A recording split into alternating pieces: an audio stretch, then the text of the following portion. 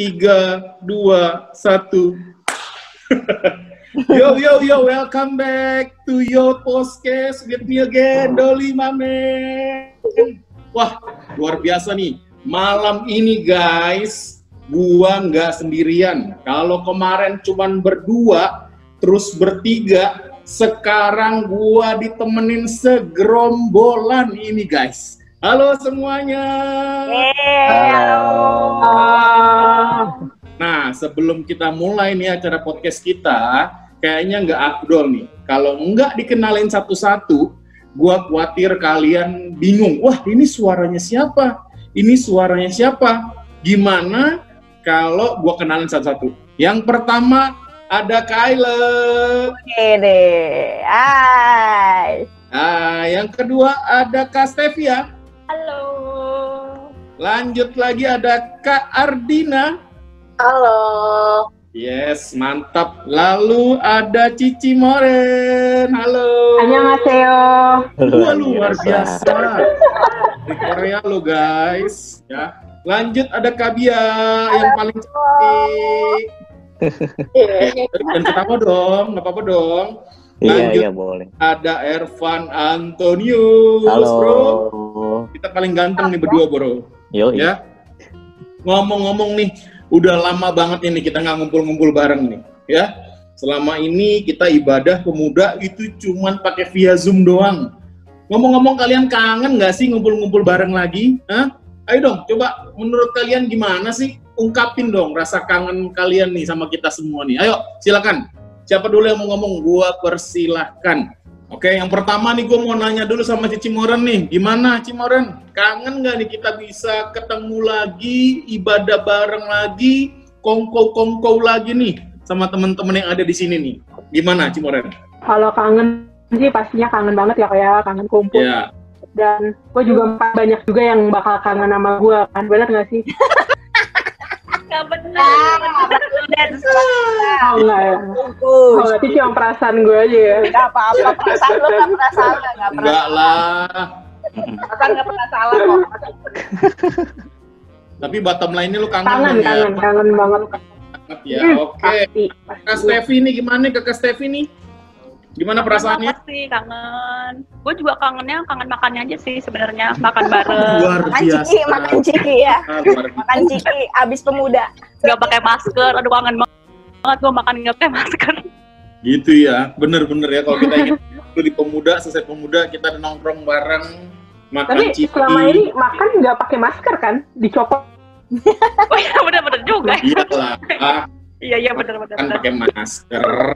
Ya, gimana nih Kak Dina? Gimana Kak Dina? Iya, kok pasti apalagi momen-momen kayak misalnya habis ibadah gitu kan. Biasanya sambil nungguin yang piket duduk-duduk di depan kayak gitu kan. curhat. Iya. Apalagi kalau ada pahamnya ya, bareng-bareng ibadah. Aduh, enak banget. Kan?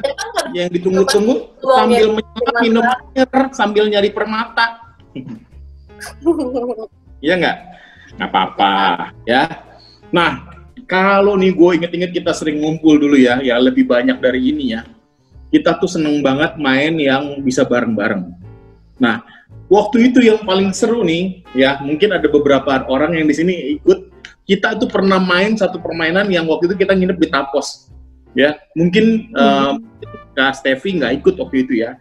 Kayla juga. Kita main yang namanya Wolf. Ingat nggak? Oh iya. Itu Udah permainan. di kampus, di rumah waktu itu. Gitu ya, pernah ya? Jadi permainan pakai kartu doang, bisa main rame-rame. Waduh, itu main bisa sampai tengah malam, inget ya? Sampai pagi. Gila. Satu. Masa ya waktunya ya. Siapa? Moren waktu itu ikutan juga kan ya? Ikut, kalau nggak salah ikut deh. Ada yang Iya, emang ikut. permainan. Yang ada Darren Gustiandi itu ya? Iya. Oh iya. Ervan belum ya? Gue yang di Tapos. Gue masih unyu-unyu waktu itu. Belum jadi Andre. Belum jadi Andre Stinky ya? Ini udah jadi Andre Stinky. Gimana pendapat kalian tentang game kayak gitu tuh? Seru gak? Seru dan bikin emosi. Iya ya. Ngaji. Tuduh-tuduhannya itu loh. Ada pengalaman yang nggak ada Mau pengalaman tidur ya? Bela-belain nggak tidur. Benar. Bela-belain nggak tidur. Gimana Kak Bia? Mungkin ada pengalaman tentang game itu? Emosi sih. Dulu kan mainnya sama anak-anak pemuda ya. Paling sebel gue kalau ada Rian katanya Ervan. Oh iya benar waktu itu ada Rian. Mempengaruhi semua orang, taunya dia. Emang gimana? Emang Rian ikut? Ikut ya, Rian. Pemuda, ngumpul sama pemuda. Oh. Lalu dia ada di permainan Wolf itu dan setiap ada dia tuh di inian maksudnya ikut.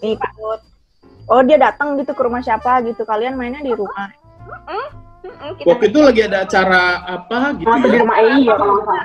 Iya, di rumah Ei, acara apapun lah. Kadang nggak jelas juga. Pokoknya ngumpul. Main Wolf gitu. Wolf itu dulu jadi senjata buat kumpul. Alasan buat ngumpul. Simple banget. Ya, Dan gue paling tua selalu. Cuman pakai kartu doang dan semua bisa main dan gampang banget permainannya.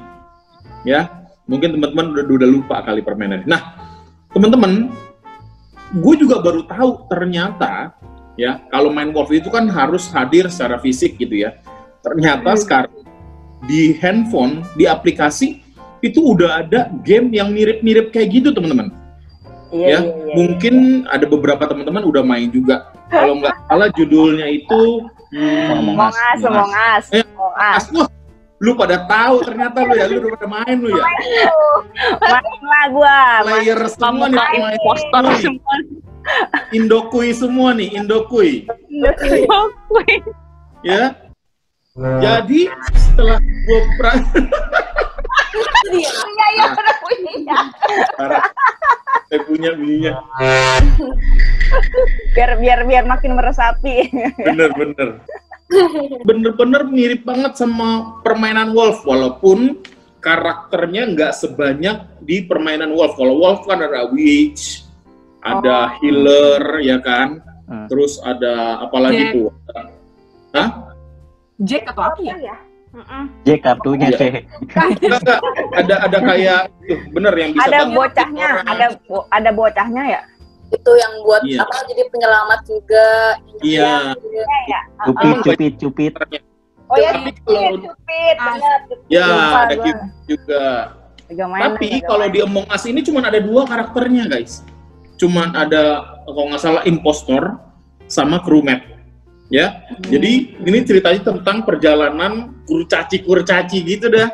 Perjalanan dia naik pesawat untuk pergi kayak ke ruang angkasa gitu. Gue juga nggak gitu tahu sih maksudnya gimana. Mungkin salah satu dari lu kalau ada yang ngerti lu boleh cerita dong. Ervan biasa tuh gamer. Game itu dulu kali ya. Game itu dulu seperti apa sih coba? Ervan tuh gamer ya. Yang kayak tadi bilang itu ada crewmate, ada impostor. Nah impostor itu kalau misalnya kayak di werewolf itu kayak wolfnya. Cuman bedanya kalau misalnya di werewolf itu kita kan tuduh-tuduhan aja. Tapi kalau misalnya di Among Us itu crewmate-nya itu ada misinya. Gitu.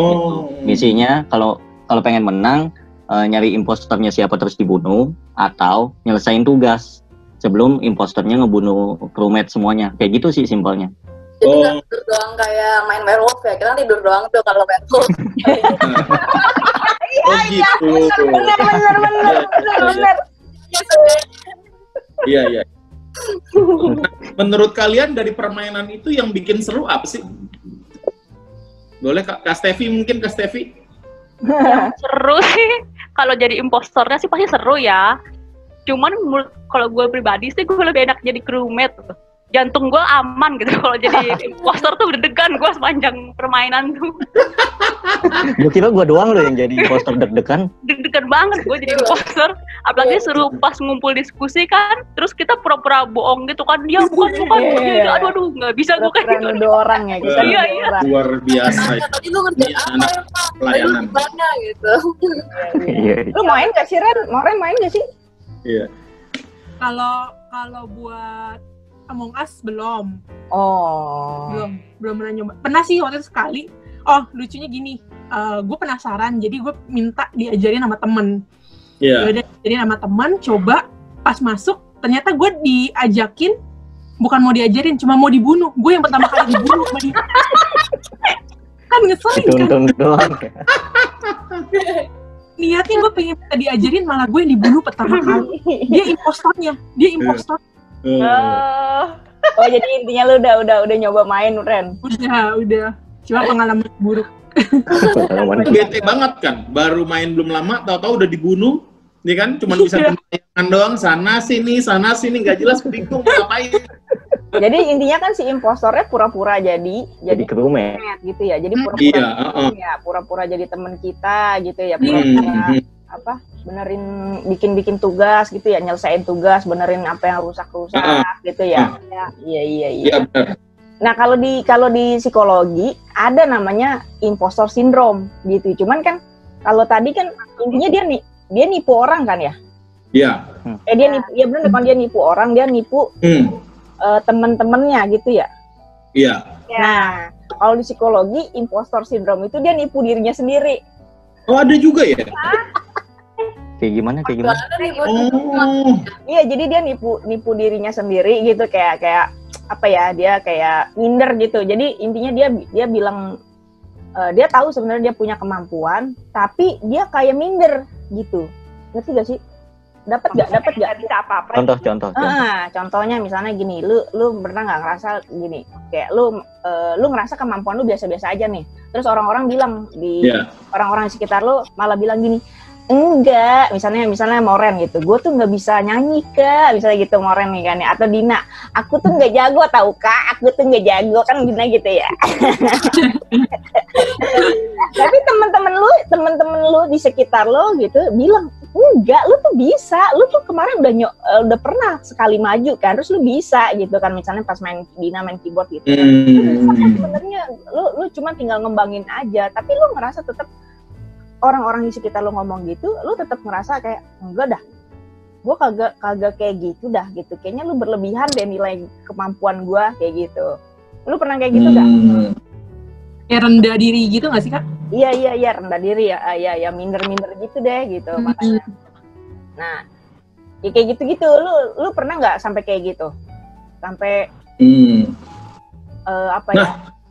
kalau kayak gitu, kalau misalkan memang seseorang mengalami impostor syndrome ya, bilangnya impostor syndrome. Iya, impostor syndrome namanya. Itu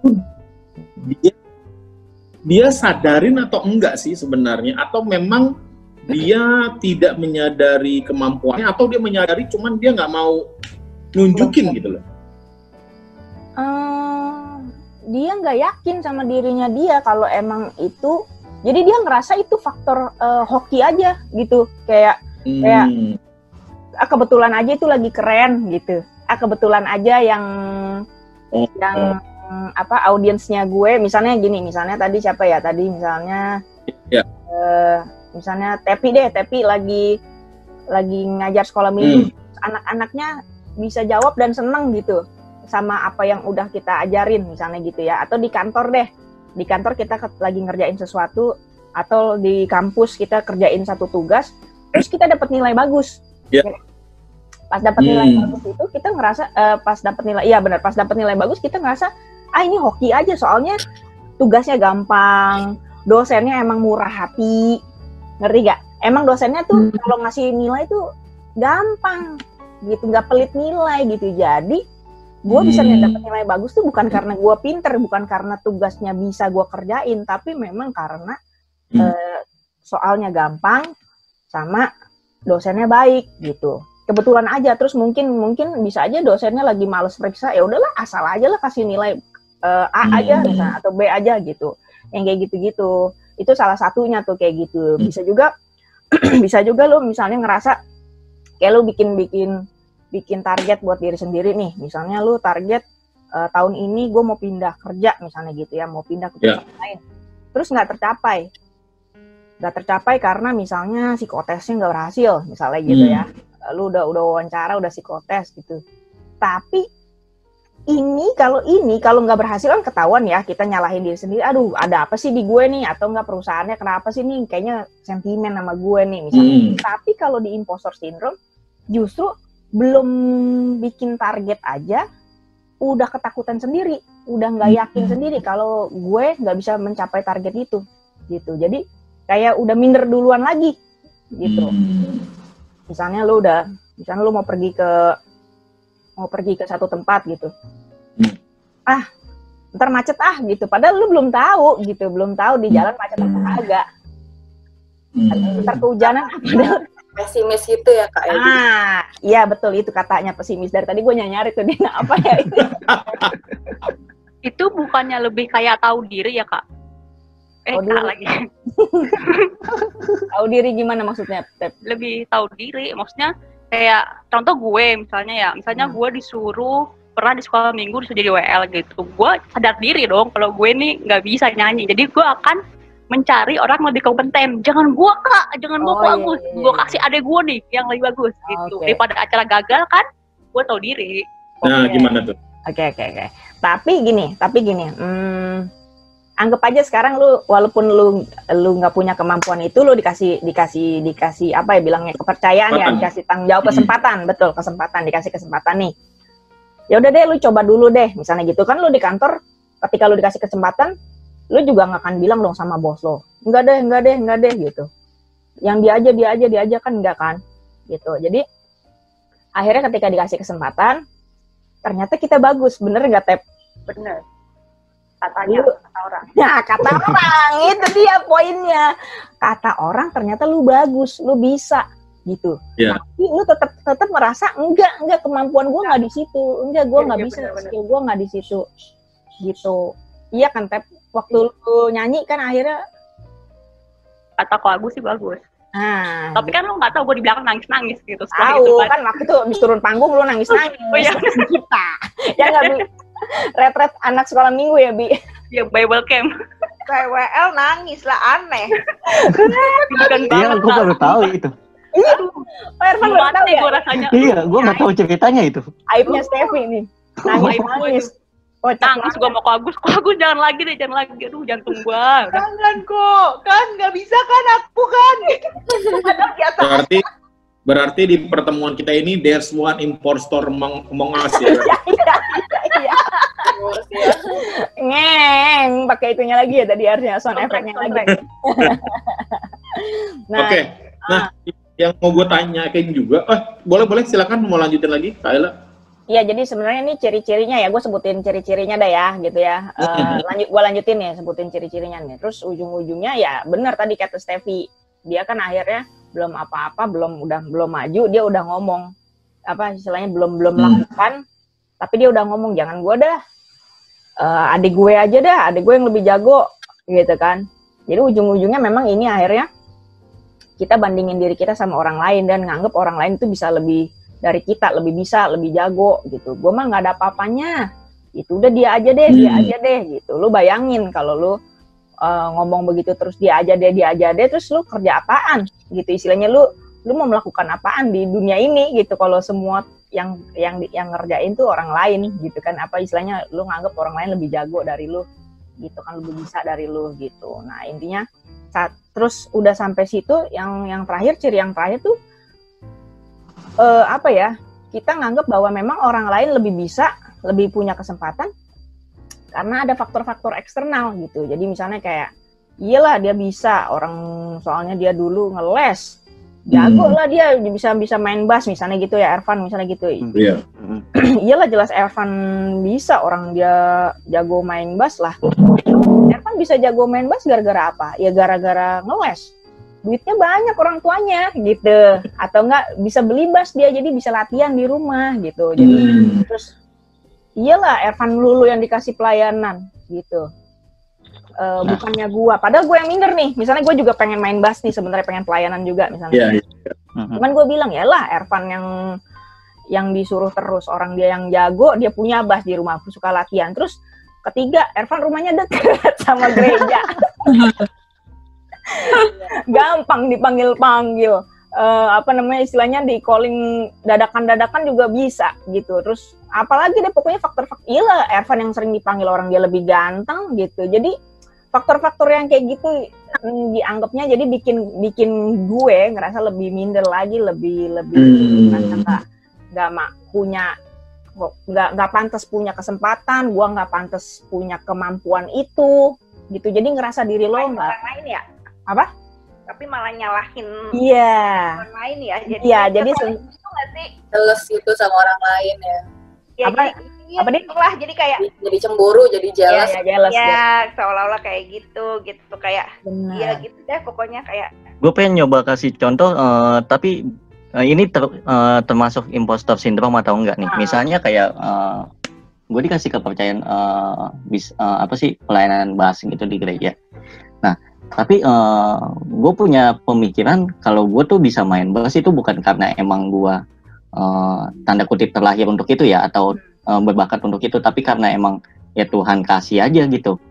Ada proses yang dilaluin gitu. Itu termasuk impostor syndrome nggak sih? Maksudnya kayak apa yang kita punya tuh ya emang karena dari Tuhan. Itu termasuk nggak? Nah, itu pikiran orang Kristen tuh. Orang Kristen. Jangan cuma impostor syndrome semua gitu. Emang harus begitu mikir. Iya, tapi benar paling tidak setidaknya kita tahu bahwa oh iya gue punya kemampuan itu dari Tuhan dan gue mau pakai itu, mau memaksimalkan itu. Nah kalau impostor syndrome itu nggak mau, dia nggak mau benar-benar nggak mau maju, Pan. Gitu. Jadi kayak nggak mau tampil dalam artian dia nggak mau terima tanggung jawab apapun karena merasa dirinya tidak layak. Enggak, gue lebih rendah. Pokoknya gue menargetkan diri gue menganggap diri gue itu lebih rendah daripada apa yang ada sebenarnya benar-benar ada di dalam diri gue gitu. Seolah-olah misalnya gue punya duit 5.000 tapi pokoknya gue nganggap nggak bisa, duit gue cuma 1.000 gitu. Jadi ketika gue mau memberi itu susah gitu. Istilahnya gue mau nolong orang lain tuh susah karena gue miskin terus gitu. Miskin dalam ini gue miskin skill ya, miskin kemampuan lah gitu. Ya kayak gitu. Itu tuh kayak gitu tuh ciri-cirinya tuh. Jadi akhirnya nganggapnya semua itu orang lebih beruntung, orang lebih bisa ya karena ada faktor eksternal gitu. Sedangkan gue nggak punya apa-apa, nggak ada keberuntungan di dalam hidup gue. Apa sih gitu ya? Iya, aku mah apa tuh? Nah, Kak mau nanya Kak. Kalau tadi kan imposter syndrome itu kan kita minder karena dan kita membandingkan diri kita dengan orang lain gitu. Mereka kayaknya lebih oke, mereka lebih bisa, mereka lebih ada support sistemnya lah istilahnya mungkin gitu kan dari faktor-faktor eksternalnya. Nah, ketika kita minder tapi kita tidak membandingkan diri kita dengan orang lain. Nah, itu termasuk imposter syndrome nggak?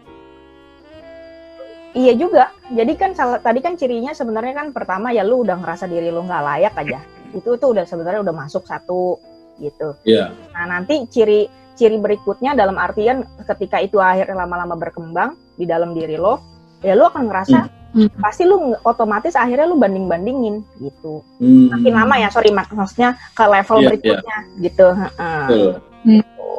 Berarti kita minder aja tuh sebenarnya udah masuk ke imposter syndrome ya kategorinya. Iya, benar. Udah mulai. Itu berhubungan nggak ya? Itu berhubungan dengan karakter seseorang nggak ya? Maksudnya kayak karakter dalam arti kata apa sih yang ada sanguin, ada melankolis, ada. Iya. Itu ada hubungannya nggak ya? Ada Dol, pasti ada gitu. Ada ya? Iyalah, pasti kan istilahnya itu kan Tuhan kasih semua yang kayak gitu-gitu kan sebenarnya karakter kan semua juga dari Tuhan kan. Kita juga nggak minta kan, cuman kan permasalahannya lu mau tenggelam dalam karakter yang kayak begitu terus gitu kan. Padahal ya padahal kan kita dikasih kesempatan buat punya skill gitu, buat nambah skill, buat berkembang kan gitu, kayak gitu. Atau mungkin ada tokoh di Alkitab mungkin yang bisa kayak begitu. Kalau misalkan contoh kayak Musa, apakah termasuk impostor syndrome yang pas Tuhan bilang kamu yang harus pergi ke Israel, ke Mesir untuk membebaskan umat Israel, dia bilang enggak Tuhan, saya ini najis bibir, saya ini nggak layak, saya nggak bisa ngomong di depan umum. Iya, jadi apakah seperti itu termasuk impostor syndrome? Impostor syndrome tuh kalau lu udah ngelewatin tahap-tahap yang tadi gue sebutin tuh, ciri-cirinya itu tuh, baru lu bisa dibilang lu impostor syndrome. Mungkin kalau awal-awal tuh lu masih dianggapnya lu minder banget gitu kali ya Dol ya. Maksudnya kayak Musa tuh sebenarnya akhirnya minder. Sampai akhirnya Musa lalu dia bisa percaya diri, dia akhirnya ngerti Tuhan maunya apa di dalam dirinya dia, ya itu nggak bisa dibilang begitu. Jadi sebenarnya ketika lu dibilang bahwa kita ini mengalami impostor syndrome ya ketika kita udah bener-bener sampai tahap nggak mau maju sama sekali gitu, bahkan sampai apa-apapun akhirnya kita nggak usah dah gitu, semua nolak gitu. Kira kan sebenarnya kita yang nggak bisa maju dong ya kalau kita terus betul ya, kayak lu punya talenta aja gitu, kayak tadi kan lu bilang apa tuh, kita punya uang 5.000, sebenarnya kan 5.000 bisa 1.000 bisa buat lu kembangin apa, 1.000-nya buat usaha, tapi lu ngerasa enggak, duit gua kecil, dia mah enak punya modalnya gede, padahal kita bisa, misalnya gitu ya, kita kan bisa, ya jadinya nggak maju-maju lah tuh begitu ya. Iya benar, jadi sebenarnya kalau gua simpulin nih ya, impostor syndrome itu kondisi ketika seseorang merasa nggak pantas, nggak kompeten dalam meraih kesuksesan yang dia capai gitu. Jadi bahkan sebelum sukses pun aja dia udah ngerasa nggak pantas. Bayangin aja belum juga ngerjain apa-apa gitu kan. Jadi pokoknya dia ngerasa ya kalau gue sukses ya berarti gue hoki kebetulan. Pokoknya gue nggak pantas, gue punya rumah, gue punya orang tua yang begini, kayaknya nggak pantas gitu. Pokoknya akhirnya dia ngerasa bahwa dia itu nipu orang-orang di sekitarnya. Jadi impostor kan penipu artinya ya, orang yang apa sih bilangnya, orang yang palsu lah. Gitu. Jadi kayak kamuflase apa sih bilangnya? Gitu. Jadi ya nipu bos gue nipu teman-teman gue, atasan gue, keluarga gue gitu. Jadi akhirnya nipu diri sendiri gitu. Padahal orang-orang bilang udah oke. Jadi kayak gitulah intinya. Berarti memang diri sendiri gitu ya, kayak untuk karakter dia sendiri dan skill. Iya. Ya. Iya benar. Makanya kan sedih banget kan. Orang-orang keren-keren. Orang kayak begitu itu dia kehilangan jati diri ya. Maksudnya ya kalau kita ngomong sebagai umat orang percaya, ya dia udah meragukan istilahnya kuasa Tuhan mungkin juga dalam kehidupan dia ya. Iya benar kayak gitu. Akhirnya jadinya lu belum coba, lu udah nggak mau duluan. Caranya gimana tuh supaya kita nggak begini? Misalnya nih gue begitu, caranya gimana supaya gue nggak begitu lagi? Nah bener banget tuh, pertanyaan bagus banget tuh. Kalau sampai lu ngerasa kok gue gini-gini aja ya gitu, artinya kan lu udah nggak berkembang lagi tuh. Kok gue gini-gini aja, terus lu terganggu gitu setiap kali ada orang melakukan achievement satu, dapat prestasi, orang dapat hadiah misalnya gitu, ya jelas aja misalnya lu main games atau kuis gitu ya iyalah kelompok dia menang, orang di situ ada morennya, jago di situ moren mah gitu, kayak gitu kan. Jadi itu tuh, dan setiap kali apapun dalam kehidupan lo, aspek kehidupan lo, hal kecil pun sampai lu ngerasa itu laki, itu hoki, aduh itu udah ganggu banget. Nah itu akhirnya susah banget sih sebenarnya itu. Kalau memang lu nggak mau dan nggak yakin mau berubah gitu, itu harus bener-bener lu punya kemauan dulu, lu punya keinginan, gue nggak boleh gini lagi nih, gue mau berubah nih gitu. Jadi emang harus kuat dulu kemauannya, baru kita bisa nanemin hal-hal positif di dalam diri kita gitu. Jadi paling nggak ya misalnya nih, ketika lu lagi misalnya kayak Moren sama Dina kan sering banget nih cerita sama gue nih, misalnya Kak, gue mau bikin A nih, tapi gue nggak yakin gimana ya gitu. Nah, temen lu bisa kasih saran kan, bisa kasih kritik atau pokoknya kasih evaluasi lah gitu. Enggak, lu tuh baik Ren, cuman lu tuh kadang-kadang begini gitu, gue kasih tahu misalnya kayak gitu. Jadi kayak gitu-gitu kan jadi bikin kita, oh iya ya sebenarnya enggak. Nah, impostor itu kan nganggap 100% kemampuan gue ada di bawah. Tuh. Nah, tapi kalau kita akhirnya nanya sama temen dan kita jadi tahu, oh ternyata nggak 100%, oh 50%-nya positif, 50%-nya negatif. Kan kalau ada temen, siapalah orang tua, guru, gitu yang bisa kita ajak ngobrol gitu kan. Kita dapat saran dari orang, akhirnya kan enak tuh, kita bisa tahu, oh yang ini yang mesti ditingkatin, oh yang ini kita harus pertahankan gitu. Jadi akhirnya baru kita pelan-pelan deh kita ngembangin diri. Nggak apa-apa, nggak sempurna, nggak masalah. Yang penting kan kita do the best gitu ya, lakukan yang terbaik. Kita tetap lakukan hal yang benar. Mau hasilnya nanti buruk, biasanya kan orang kalau udah minder banget tuh mikirnya pasti ntar jelek. Kita nggak usah bikin hasilnya dulu. Yang penting kita prosesnya melakukannya udah bener. Misalnya Moren mau waktu itu mau ngelamar kerja gitu ya, pokoknya psikotes aja, ikutin aja prosesnya gimana, nanti hasilnya mau nggak diterima, yang penting gue psikotes bener, gue udah persiapan, gue udah tidur cukup misalnya gitu, gue udah ngembangin diri gitu. Itu lu juga waktu itu ngomong itu kan bukan lu yang salah, mungkin apa yang ada di lu nggak cocok sama mereka, kan lu ngomongnya kayak gitu waktu itu kan. Iya benar, jadi jadi kadang-kadang hasil itu bukan berarti karena kita buruk. Iya, benar. Hasil itu ya memang karena kebetulan aja, juga memang si kantornya or si bos lu emang kebetulan aja lagi nggak nerima saran dari lu karena lagi nggak cocok nih, lagi nggak cocok keadaannya, lagi nggak cocok sama saran dari lu. Nggak bisa Ren, kita maunya soalnya buru-buru Ren, sedangkan ya saran yang Mauren kasih itu penuh dengan prosedur yang banyak gitu. Tapi yang penting kita udah kasih saran, bukan berarti saran kita jelek gitu. Jadi setidaknya dengan begitu kita kan akhirnya menghargai perkembangan yang kita lakukan gitu. Jadi kita benar-benar mau berkembang gitu. Terus akhirnya ya ini yang paling sering lagi tuh ya, jangan banding-bandingin diri sama orang lain. Iya. Gitu, itu yang paling parah sih sebenarnya, apalagi sekarang ada sosmed kan. Iya, benar. Lu sekali scroll lihat gila, happy banget dia. Scroll lagi, gila. Dia scroll lagi. Dan yang kita lihat cuma kebahagiaan orang ya. Buruknya kan nggak ditampilin ya. Iya, makanya itu dia. Gila, dia akur banget. Jadi soalnya kita yang paling gitu loh. Iya benar. Apa istilahnya? Ada orang cuma sama bapaknya makan bareng aja, istilahnya kita bisa iri. Padahal kita tahu di balik itu bapaknya habis ngomel-ngomel gitu kan. Gitu. Hal-hal yang kayak gitu-gitu kan sebenarnya ya Pak. Mendingan kita bandingin diri kita sama diri kita sendiri. Jadi dulu gue gimana, sekarang gue udah berubah.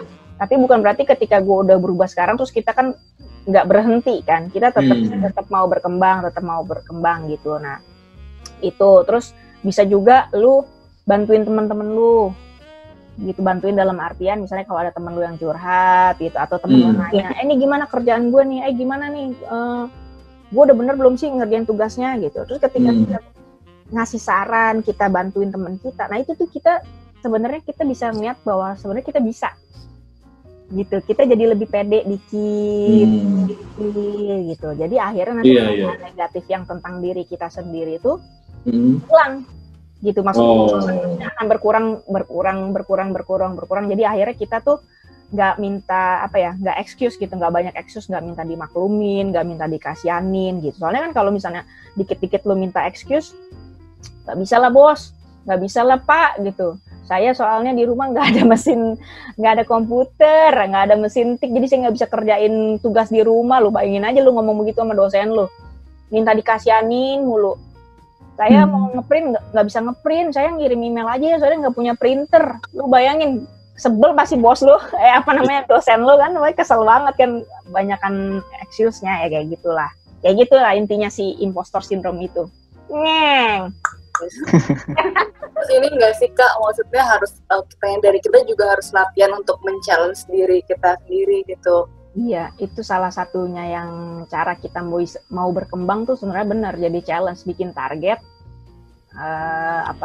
Yang tadinya lu naik motor cuma bisa sampai komplek A, besok gua mau ke komplek B gitu. Iya kan, maksudnya kayak gitu. Jadi challenge. Jangan sampai lu mikir kalau gua mau ke komplek B, gua mau ke blok B, mesti nyebrang. Kalau mesti nyebrang, gua ngeri nanti ada mobil, motor, terus ada turunan lagi, aduh nanti orang pada ngebut, ada ini, jadi kita udah ketakutan sendiri, akhirnya muter aja di blok A. Jadi lu nggak jago-jago naik motor jadinya. Ya gitulah intinya lah dari Among Us. Atau ada mungkin, saya rasa kalau kayak begitu ya, gue rasa hampir setiap orang pernah mengalami hal seperti ini ya. Mungkin tapi ada yang akut, ada yang ringan, ada yang sedang nih. Ada yang karena dia diskusi sama temennya, ada mentoring, jadi dia jadi bisa mengatasi. Ada yang mungkin tidak berani untuk diskusi, nggak punya orang yang jadi mentor, nggak ada yang nasihatin, jadi makin akut, dan makin akut. Jadinya bener-bener impostor syndrome itu benar-benar parah gitu ya dalam kehidupannya. Ya, jadi kalau udah sampai melakukan apa-apa istilahnya ya sebenarnya ya. Bener, justru karena dia akut, jadi akhirnya dibilangnya sindrom. Jadi ada sebenarnya memang wajar lah di dalam diri kita kadang-kadang kita kan ngerasa minder gitu. Tapi jangan sampai mindernya kelebihan gitu. Iya. Kalau lu nolak-nolak terus kayak gitu overthinking juga ya jadinya ya. Iya, overthinking juga. Iya, benar. Misalnya gue ngajakin Ervan atau Tepi gitu, ayo jalan yuk.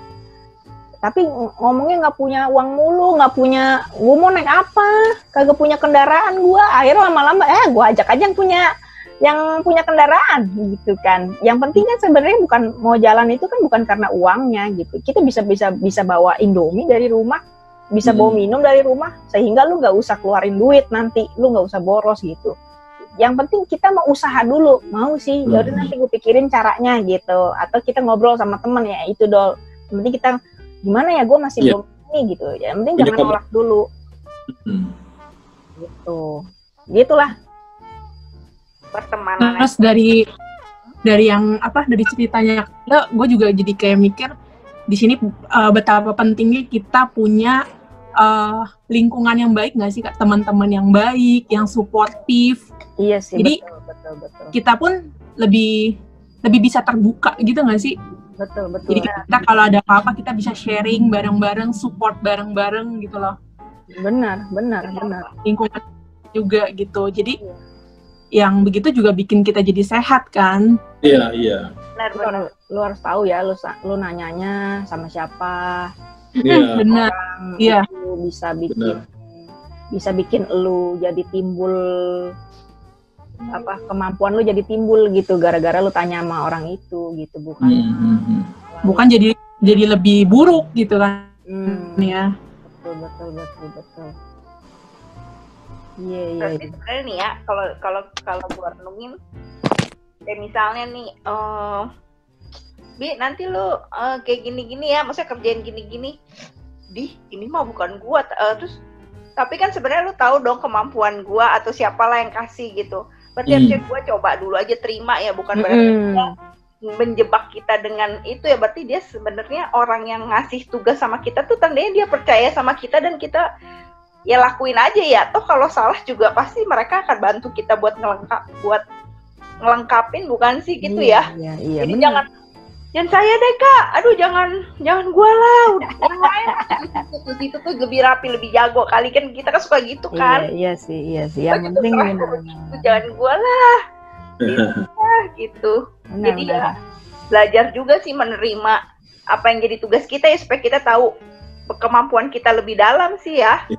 Iya, yang penting lu coba supaya lu tahu gua kemampuannya sampai mana, terus akhirnya lu jadi belajar sesuatu, lu jadi belajar hal baru dong, yang tadi lu bilang mengembangkan talenta jadinya ya. Iya, tadinya lu bilang nggak bisa, ternyata lu bisa akhirnya, walaupun bisanya cuma 1/4 atau setengah, ya kan?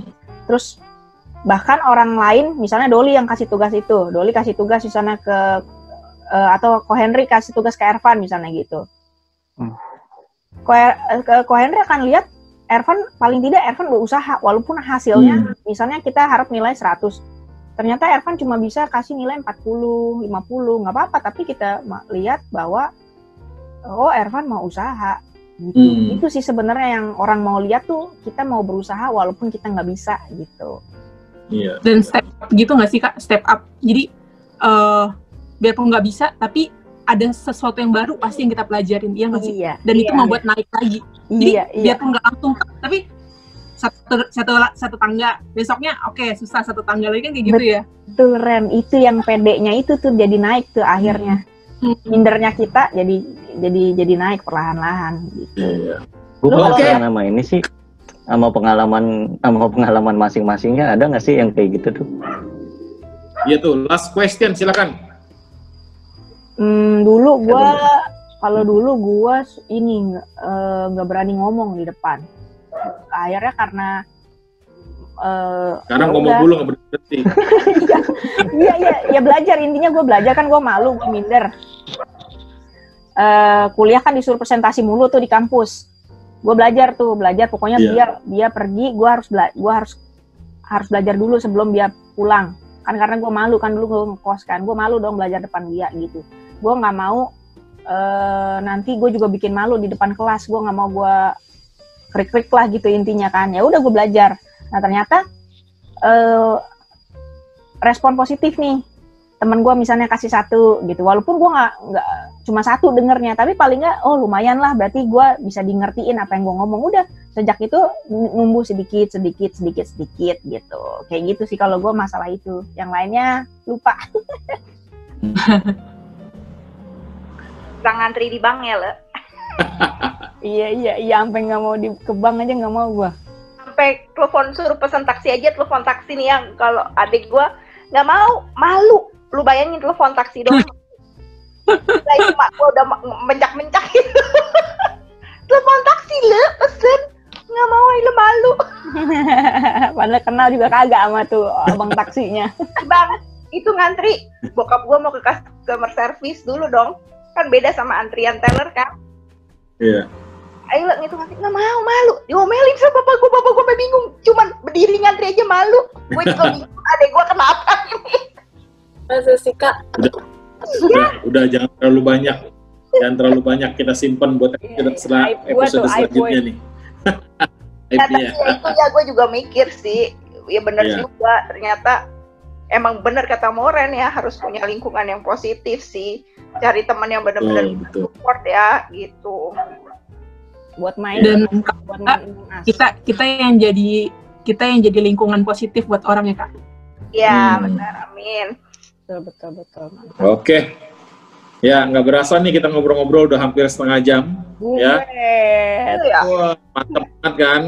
Ya, kemarin ngumpulin susah buat bikin podcast. Pas udah gabung nggak berhenti kan. Ya.